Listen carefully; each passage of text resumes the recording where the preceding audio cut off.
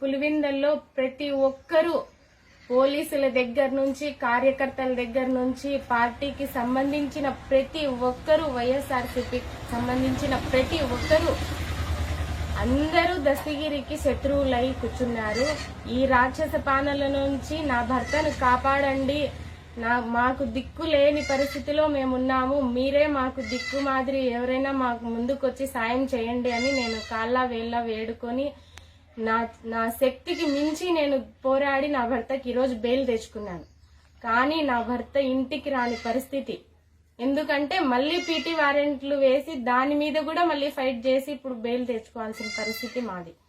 ఇంత కష్టం మాకెందుకు కల్పిస్తున్నారు ఈ జగన్మోహన్ రెడ్డి గారిని నేను ఒక్కటే అడుగుతాను. మీరు తప్పు చేయనంత వరకు, మీ తమ్ముడు గారు తప్పు చేయనంత వరకు మీరు మమ్మల్ని ఎందుకు ఇబ్బందులు పెడుతున్నారు?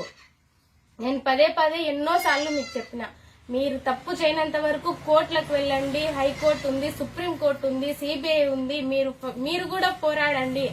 మీ దగ్గర ఉన్నంత డబ్బు గాని, మీ దగ్గర ఉన్నంత పలుకుబడి గాని, మీ దగ్గర ఉన్నంత ఏవి కూడా మా దగ్గర లేవు. మేము ఏ దానికి మీకు ఏ కోశాన కూడా మీకు ఢీ తగిలేంత స్థాయి మాది కాదు కదా. మాతో మీకెందుకండి యుద్ధము? మా ఆయన ఎందుకు ఇట్లా సతాయిస్తున్నారు? మా ఆయన ఎందుకు ఇట్లా మీ మీ మీ ఆనందానికి, మీ సుఖానికి, మీ సంతోషాలకు మా ఆయన ఎందుకండి బలిపశువులను చేస్తున్నారు?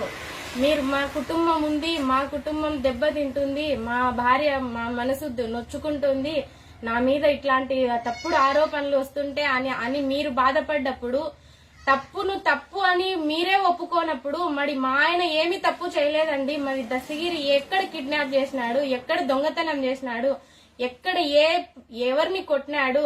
ఎందుకు మీ గవర్నమెంట్ లో మీ చేతుల్లో ఉంది, డబ్బు మీ చేతుల్లో ఉంది, అధికార బలం మీ చేతుల్లో ఉందని మీరు అన్నిటినీ ప్రోత్సహించి అందరినీ మా మీదకి ఉసిగలిపి మీరు సైలెంట్ గా ఏమీ తెలియనట్టు ఏదో ఒక మూల నుండి మీరు అన్ని కథనం అన్ని నడిపిస్తున్నారే, మీకు ఇది తగదని నేను ఒక్కసారి అడుగుతున్నా. ఇంతవరకు ఎప్పుడు నేను అవినాష్ రెడ్డి గారిని ఎప్పుడు విమర్శించలేదు.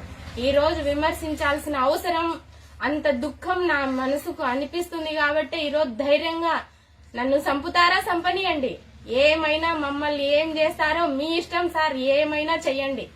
మీకు ఇంతవరకు మీరు మీ వాళ్ళనే ఇడిచిపెట్టినప్పుడు మమ్మల్ని ఇడిచిపెడతారని అయితే నమ్మకం మాకు లేదు.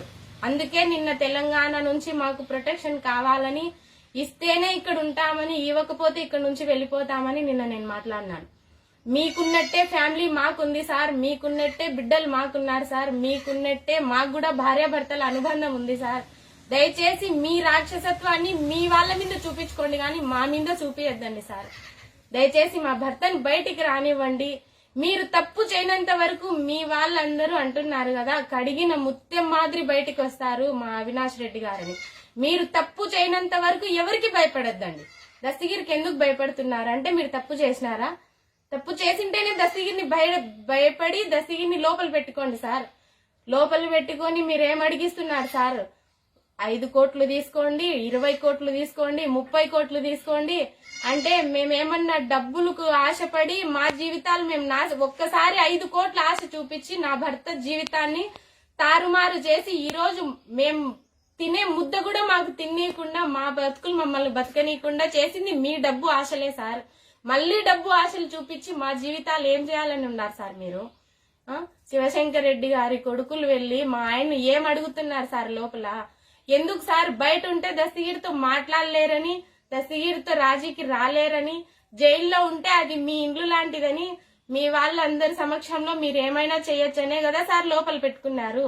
మీకు దమ్ము ధైర్యం ఉంటే, మీరు తప్పు చేయలేదని మీ మనస్సాక్షికి మీరు అనుకుంటే దయచేసి మా భర్తకు బెయిల్ వచ్చేట్టుగా చేయండి సార్. మీరైతే అడ్డుపడద్దండి. మీరు తప్పు చేయనంత వరకు మీరు స్ట్రాంగ్ గా ఉండండి. దస్తగిరికి అయితే భయపడద్దండి. మీరు దస్తగిరిని లోపల ఎన్ని రోజులు ఉంచినా కూడా మీరు తప్పు చేసినట్టే ప్రజలకు కూడా మాకు కూడా ఈ రోజు నమ్మాల్సిన పరిస్థితి వస్తుంది. ఎందుకు?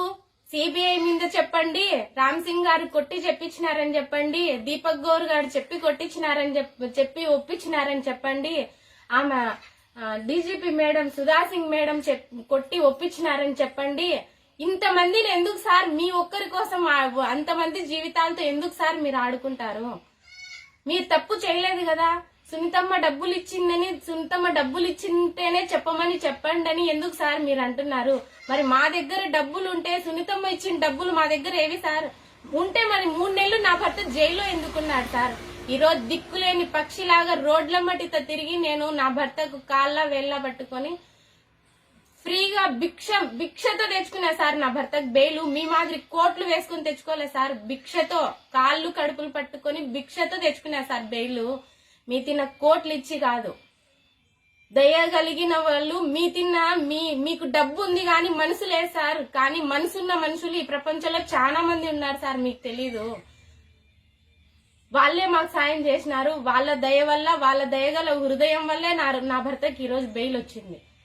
ఇంకా ఈ సమాజంలో ఈ పులివిందల్లో మేము బతకగలుగుతున్నామంటే ఇంకా మనసున్న మనుషులు ఉండబట్టే మేము బతుకుతున్నాం. ఇంకా ఇప్పటికైనా కూడా నేను అడిగేది ఈ గవర్నమెంట్ కు ఒక్కటే, ఆడవాళ్ళ ఉసురు వేసుకోవద్దండి. అన్యాయంగా ఒకరిని ఏడ్పిస్తే మీరు కూడా అన్యాయంగానే వెళ్ళిపోతారు, ఎటో దిక్కు కనపరాకుండా. నేను అడిగేది ఇదే, మీ దగ్గర మనస్సాక్షి ఉంటే మీ బతుకులు మీరు బతకండి. జరిగిందేదో జరిగిపోయింది. నా భర్త తప్పు చేసినాడో ఒప్పు చేసినాడో మీరు చేయమనింటేనే చేసినాడు. స్వతంత్రంగా మీ